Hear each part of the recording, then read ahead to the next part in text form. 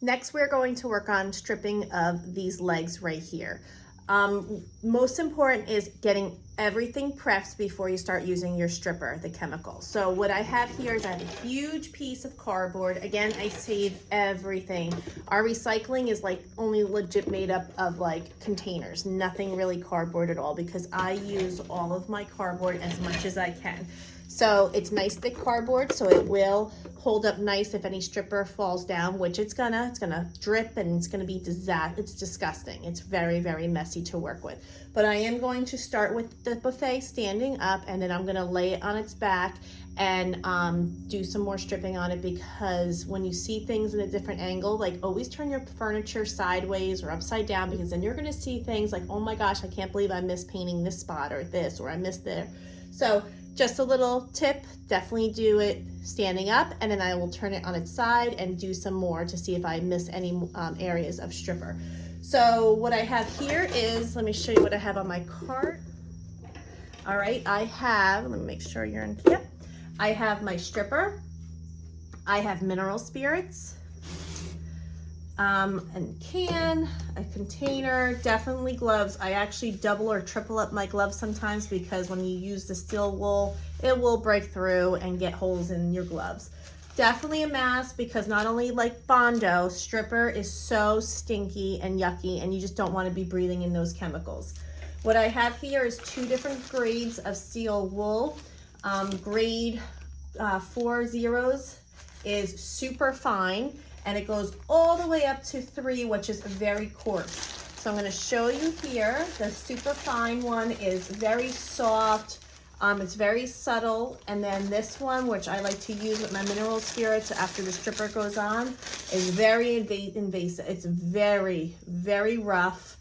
You can see how strings, and these will actually poke through your gloves. That's why I double and triple up the gloves sometimes, but it really gets the stripper off and a lot of the previous varnish and stain on the legs. So I will use that, and I will use the steel wool along with these like wire little brushes. I use these as well to get in all the crevices and nooks and crannies of the legs. And this tool is fantastic for cleaning up and getting rid of some of the stripper. It's like a file. I don't know exactly what it's called. My husband gave it to me. He uses these things all the time.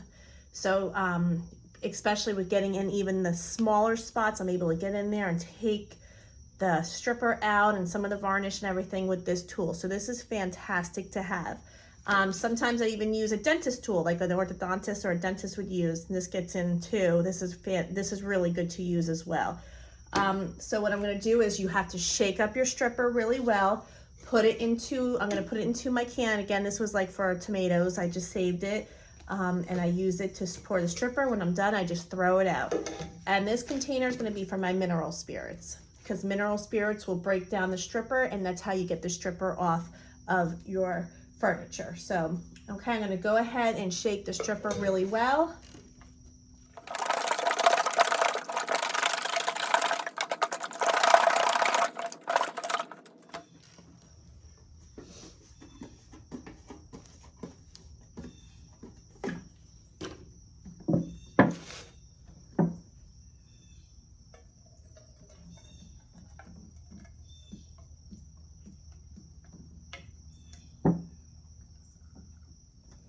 So I do a little bit at a time.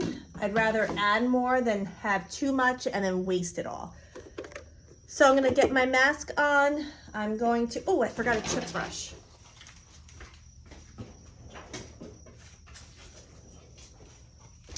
These throwaway chip brushes is what I use to apply the stripper onto the legs.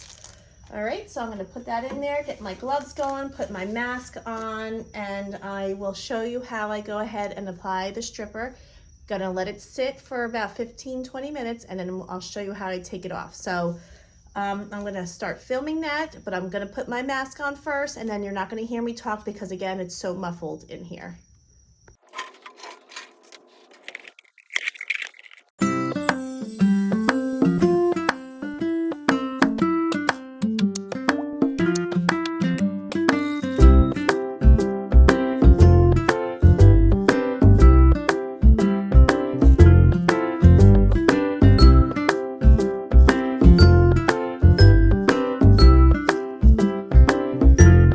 so I'm gonna get going. I'm gonna pour my mineral spirits into the bowl here, and this is where it gets really messy and yucky. So I have my number 3 steel wool, which is very coarse. I'm going to put some mineral spirits on there and wipe it off. What's good about being so coarse, it will also sand down and get through some of the previous varnish. But in the meantime, I did apply stripper to the legs. I covered them with like a plastic wrap just so it doesn't dry out until I get to working on them. So I am going to put my mask on and start getting on sanding down with the steel wool and getting all the stripper off. Hopefully it's sat enough, and we will see.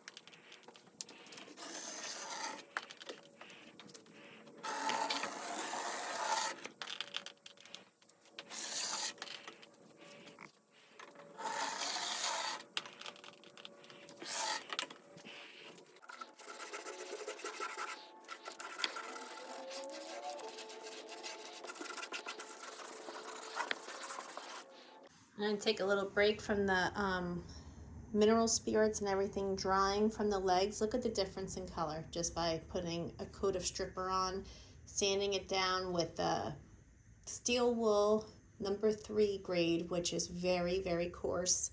So look at the difference. Just that's a great contrast right there, just to see how much took off with that varnish and stuff. And the top came out really nice too. I'll share that with you in a little bit. I am going to start working on the legs. Now I did strip down the legs. I took steel wool, the coarse number 3, very coarse steel wool, went over it, got the stripper off, put some mineral spirits on it, and it is all dry right now. So what I'm going to do now is I'm going to start getting down to some sanding, so tomorrow I can finish most of it. A lot of you might have or have heard of a Surf Prep sander. I don't have that yet. Eventually, hopefully one day I will, but for the time being, I just have your regular DeWalt Orbital.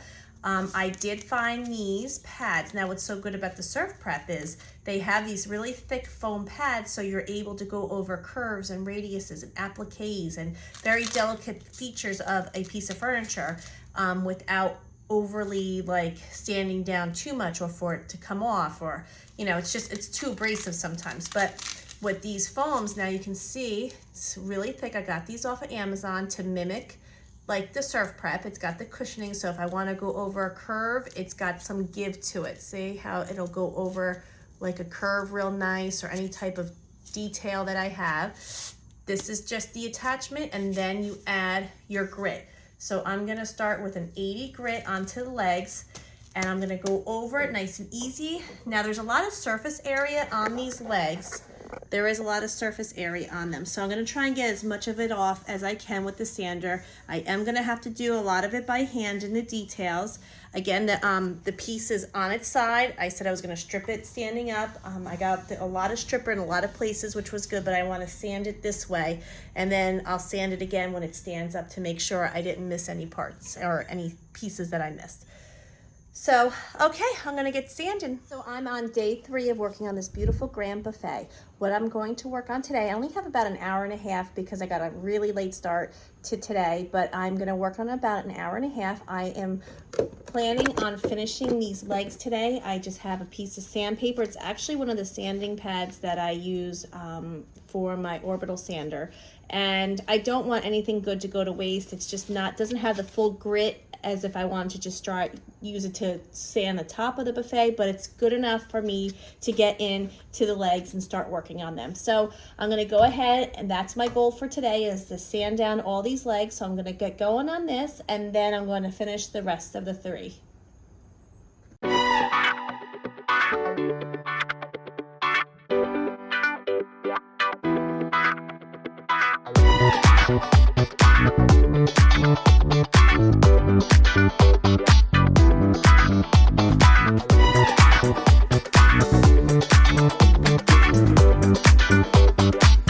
I was able to sand down all the legs. Took me longer than expected.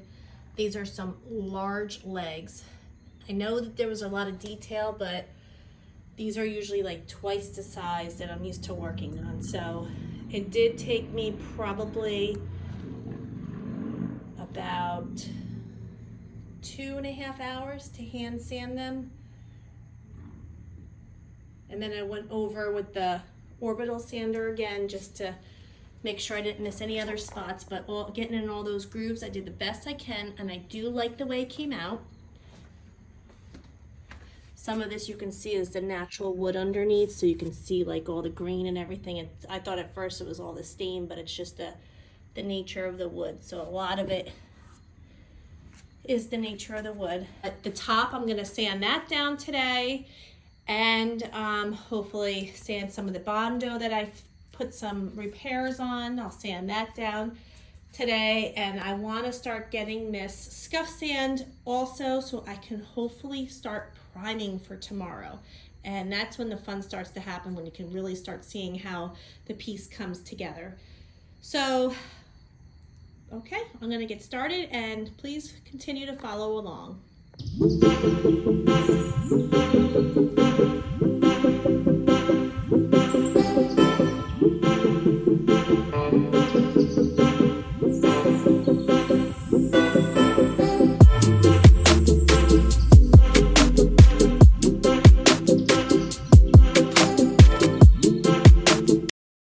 So I just got done finishing sanding with a 60 grit sandpaper.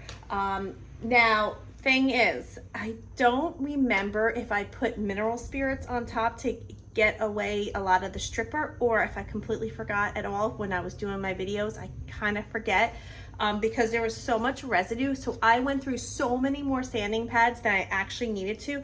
I'm gonna show you what happens is it gets caked up on the sanding pad, and so therefore it creates height on the sanding pad, and then the rest of the sanding pad won't really touch the wood so much, so you really don't get the full performance of the sanding pad because there is some caked up residue. So I'm gonna see if you can see it here.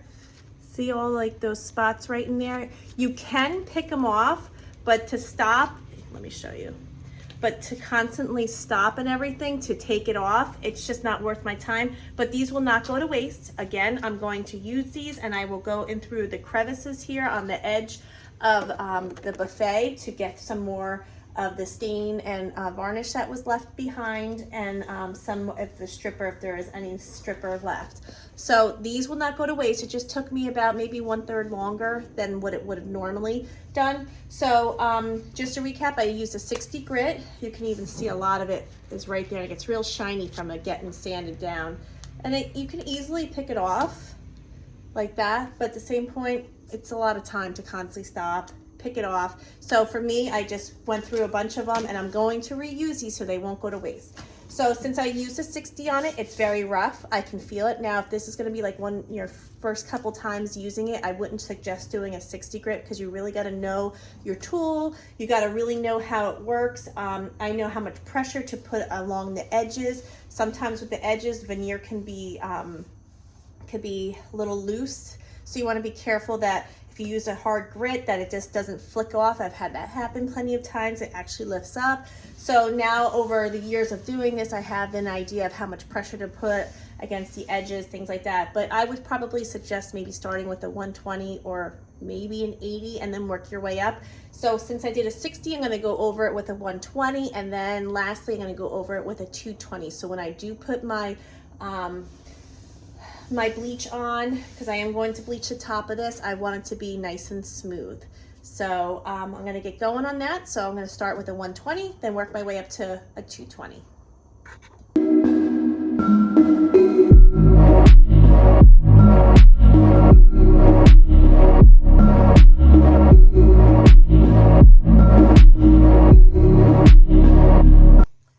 Okay, so now what I'm gonna do is I'm gonna take some sandpaper and manually go and scrape some of this stain that's left behind, and if there's any varnish or any stripper left, but the mineral spirits looks like it got it off pretty good. So I'm gonna show you a tool that I use. Let me get it out. And this came in my with my profiler, but these are different attachments that you can use on a machine, and it can, good in there. But I like to use this manually, and they're just different groove sizes. Like this has a point. This one is more round, so if you need to get into like a curve or something, like right here, it'll get in there real nice. And I'm gonna reuse my sandpaper that I have all that residue on, because it can still totally work. And I am going to find one that'll work real nice, so I can give you an idea.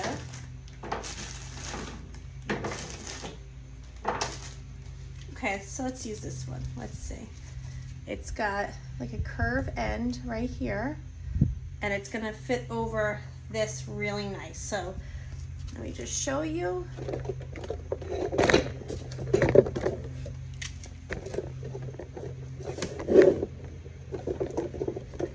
Okay.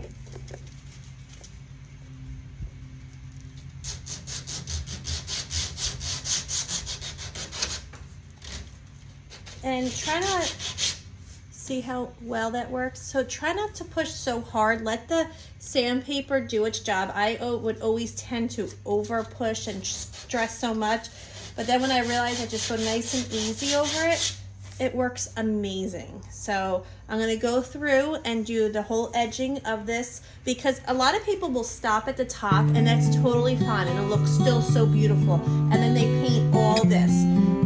Doing this does take a lot of time, and I just find that it looks more grand to somebody when you're able to take all this off, and it just looks more like more grand. That's just the best word I can think of. But so I'm gonna go ahead and get going on this, and then after this I will let you know what we're doing next.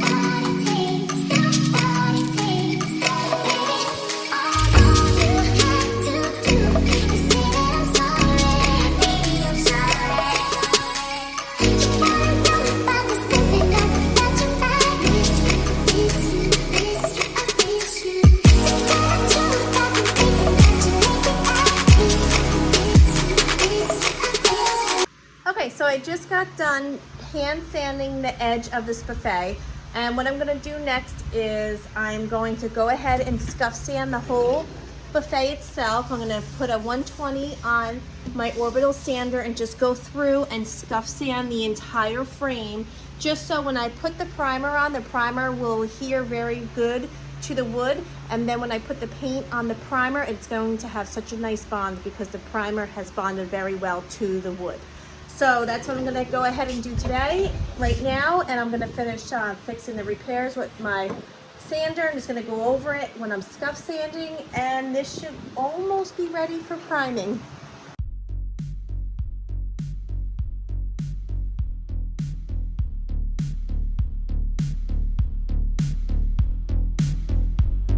So what I'm going to work on now is, remember how I took a Sharpie and I went along the doors that were rubbing against the frame here? So what I'm going to do now is going to sand some of that down because we are adding paint and primer to it, so it will increase the thickness around the door. So I'm going to sand it down because it was already rubbing to begin with. So now I'm going to sand it down a little more so when I do add the primer and paint, it shouldn't rub anymore.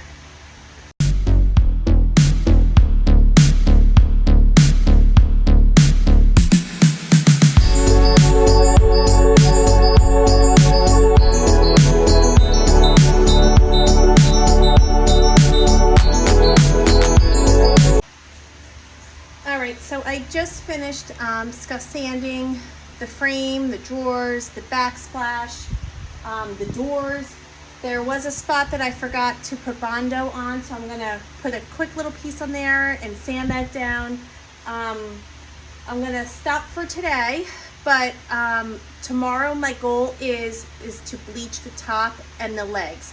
So hopefully I'll be able to do that tomorrow. So tomorrow my goal is to bleach the top and the legs. So hopefully I'll get that done tomorrow. I wanted to get as much sanding as I could today because once I'm done sanding, then I can clean up the shop really good, because I don't want any sanding dust or anything on the floor when I start priming and painting.